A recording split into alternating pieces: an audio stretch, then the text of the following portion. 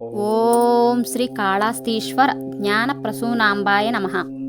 బళ్ళారి నగర నడిబొడ్డున ఉన్న శ్రీ కనకదుర్గమ్మ ఆలయం ఈ ప్రాంతంలో అత్యంత సుందరమైన ఆలయాలలో ఒకటిగా నిలుస్తుంది. అనేక ప్రాచీన ఆలయాల వలె కాకుండా ఈ పుణ్యక్షేత్రం చారిత్రక గ్రంథాలు, పురాణాలు లేదా శాసనాలలో కనిపించదు. వాస్తవానికి ఇది 18-19వ శతాబ్దంలో పట్టణ శివారులలో స్థాపించబడిన ఒక చిన్న ఆలయం.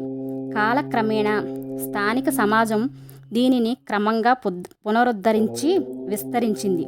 దుర్గాదేవి యొక్క శక్తివంతమైన అవతారమైన శ్రీ కనకదుర్గమ్మ స్వయంభూగా పాము రూపంలో దర్శనమిస్తారు.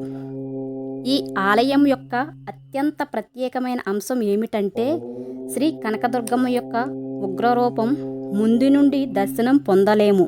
అందువల్ల స్వయంభూగా వెలిసిన ఆ దేవత వీపు 10 కన్నులతో అలంకరించబడి ఉంటుంది మరియు పూజా దర్శనాలు ఈ వెనక వైపు నుండే నిర్వహిస్తారు.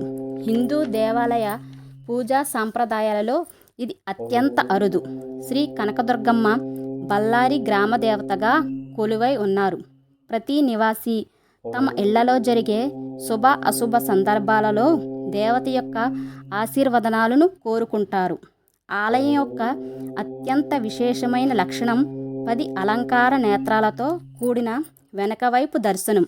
ఇది హిందూ దేవాలయ సంప్రదాయాలలో అత్యంత అరుదైన ఆచారం. అంతేకాకుండా నిర్దేశిత నైవేద్యాలుగా అంతఃకాయి, పువ్వులు, నిమ్మకాయల యొక్క నిర్దిష్ట కలయిక సాధారణంగా మరెక్కడా కనిపించని ఒక విలక్షణమైన ఆధ్యాత్మిక సాంప్రదాయాన్ని సృష్టిస్తుంది.